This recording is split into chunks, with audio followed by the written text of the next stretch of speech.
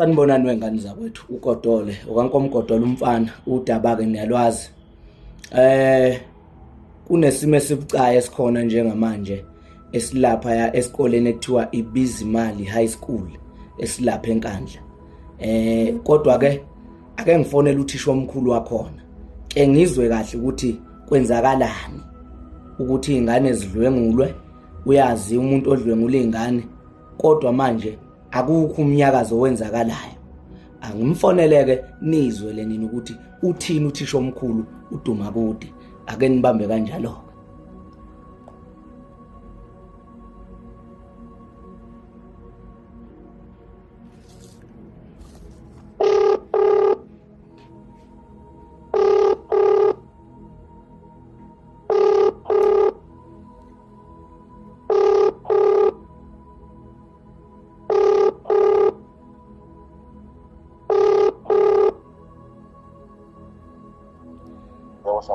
Baba Dumakude.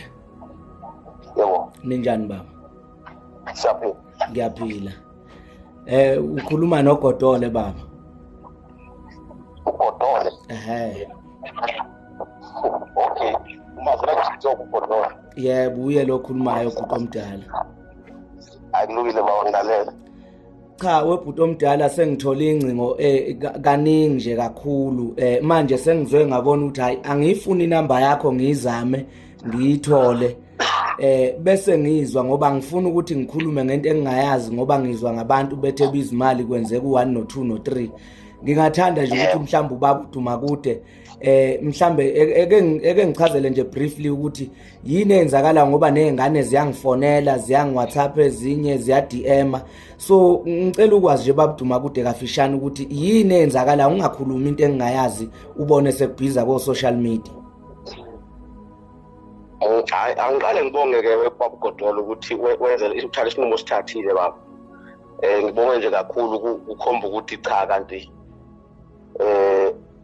siphila nabantu solo abantu abaphilayo yabo. Yeah.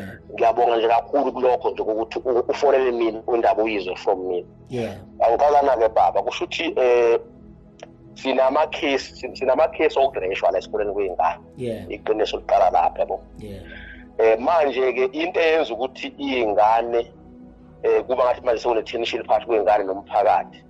Izingane zikholelwa ukuthi umuntu ozirephayo ukhona endaweni yabo.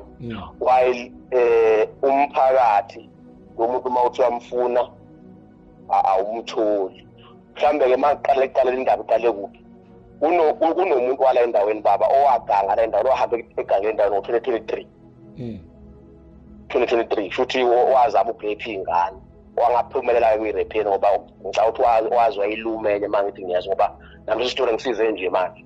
Wazama ukuyiluma wabizelwa amaphoyisa wabanjwa waphunywa indlela aphunyelwe ngayo ke lapha emaphoyiseni wabale kwahamba ocasha eThekwini ngokuzwa kwami yabo. Wahamba i2023 uyabuya njengamanje 2024 ubengazona lemphakathini ukuthi ubuyile kodwa nje ubuyile wedeye ebuyile uselephenye ingane futhi yabo. Awu kahle. Ngenhlanhla ke kwatholakala ukuthi lo muntu orephelo ngane uyena yes lokho nje kwaqhiya ukuthi cha uyena. Wazama umphakathi kumfuna wazwaya ngoba umuzwa kuba ukhona la social umuntu uzwaziwayo ukukhulile khona la social akusumuntu okhamba. Wazanya ukuthi ayofuna lo muntu loyo umphakathi wazama ukumfuna wangamthola kwabizwa meeting nenduna hayi uma wakhona wamphika yabo. Ngoba ukuthi ke manje umphakathi ke manje kwabizwa namaphoyisa asekhombe na kwahlala phansi njengamanje umuntu ofuna uzobe manje. Manje ine process yokufuna kwakhe. Ama-case okurepha aqhubeke yabona. Manje asaqondi ukuthi kanti lo muntu uthashe kuphi enza lento noma kusase uyena noma sekukhona abantu manje abasebenzisa ithuba lokuthi hayi vele kuzothiwa yilo muntu lo yabona. Sekunaleyo confusion ukuthi kahlala kusaqondakala ukuthi uyena lo muntu noma sekukhona abathatha ithuba lokuthi vele benza into ngoba bazi ukuthi kuzothiwa yilo ofunwayo yabona. So ilapho umphakathi uyamfuna awumtholi. Izingane ziclaim ukuthi no ula and ezinye zazo ziyaconfirm ukuthi ziyambona yabona. Of which asikwazi kahle kahle njengamanje ukuconfirm ukuthi mazi ukuthi siyambona zimbona ngoba uyafunwa katholakala. Izingane zithi hayi ukhona. Izolo nje bekune strike esikhulu sezingane zithi manje iy'ngane zibona umphakathi ungezokwanele ukumthola lo muntu yabona. Amaphoyisa manje tension ukuthi umphakathi njengamanje amaphoyisa bekhona la izola bekhona la. Amaphoyisa sekhombe ekudedelekeni kwakhe lo muntu ekuqalene baleka. Waphunyula kanjani nayithola nezimpendulo njengesikole ukuthi lo muntu amaphoyisa ade mbamba uphunyulile noma yiwo amaphoyisa sekhombe enze ukuthi lo muntu aphunyuke? Ngikuzwa ukuthi lo ndaba ke baba nami ngiyizwa manje sekukhuluma into endala kwenzekalana yabo ngoba angangekho ngesikhathi yenzeka kodwa mangithola ukwenze lokho akwenziwe wabanjwe ehholo lomphakathi ehholo lomphakathi kwafonela amaphoyisa bese ehholo lomphakathi kuthiwa waphuma wajampa ucingo lehholo yabo ihholo lomphakathi libiwe nje ngesense kanti bathi waphuma umphakathi wasenkandla unjani usumbambile wamyeka nje wazi wajampa ababiza amaphoyisa uphunyula kanjani umuntu esebanjiwe? Yilo mbuzo ke baba mhlambe singawubuza so ukuthi kwenza kanjani uzaphunyula yabo.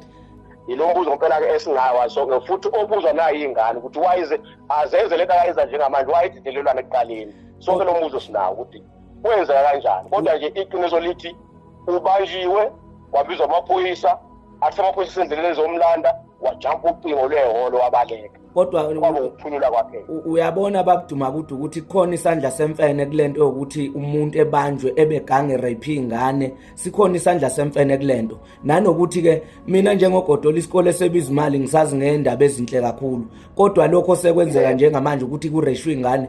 Ukureshwa nje umuntu wesifazane uba netrauma zeyofa uma kureshiwe. Why kanti lo muntu kulokhu kujikelezwa kiwale ngoba kuyakhomba ukuthi lo muntu lo uyaziwa ukhona nengikhola ukuthi mhlambe umphakathi uyamesaba.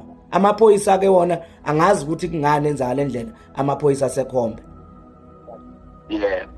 Cha noma ngifisa nje ukucacisa ukuthi on our side as a school akakahle kahle ngempela asikho sure ukuthi kwenzakalani ngoba ukhona noma akekho kodwa futhi noma ekhona ngingakubuka mina njengoduba ukuthi hayi noma ngabe ukhona kodwa isikhona esinye isandla manje yabona sekukhona ukuthatha advantage ngoba esithi ke babukhona ingane nje igcina ukureshwa ireshwe ngo4 la ihlala khona ithi toilet yabona mawayicabanga nje nawe lento uyithi okay lo muntu ukubhathela la ibhathe khona right kodwa manje ingane nje isuka lemkhahlweni nayo nje iyo itoilet useyibone kanti ubekuphi lo muntu ubeyibone ekuphi yena lesikhathi ingane iphuma etoilet ube bhoxe kuphi azayibona iphuma etoilet yabona kunembuzo enjalo ukuthi okay noma ke as much as whether ukhona enhloshane ubhacile noma uyele eThekwini wherever kodwa ilithi igama mina nje ngiyakubhukuda sesikhona esinye isandla lana yabona sesikhona esinye isandla sezikhona ezinye inhloso zokudestabilize isikole yabona cha ngoba angifuni ukucontest ukuthi ngithi akekho enhloshane angifuni ukusho njalo at the same time futhi angifuni ukuthi ukhona ngoba angazi ingane ziyathemba ukuthi hayi ukhona umphakathi uyamfuna uthi awumtholi yabona ingane nje besha umuzi wakubo ngamatshe zithi uyena ukhona ufihliwe and stuff yabona so nje kunaleso simo esikanjalo asihleli kahle baba ngifuna ukuqamba mama asihleli nje kahle qobo Dumakude isimo nje phela siyibi.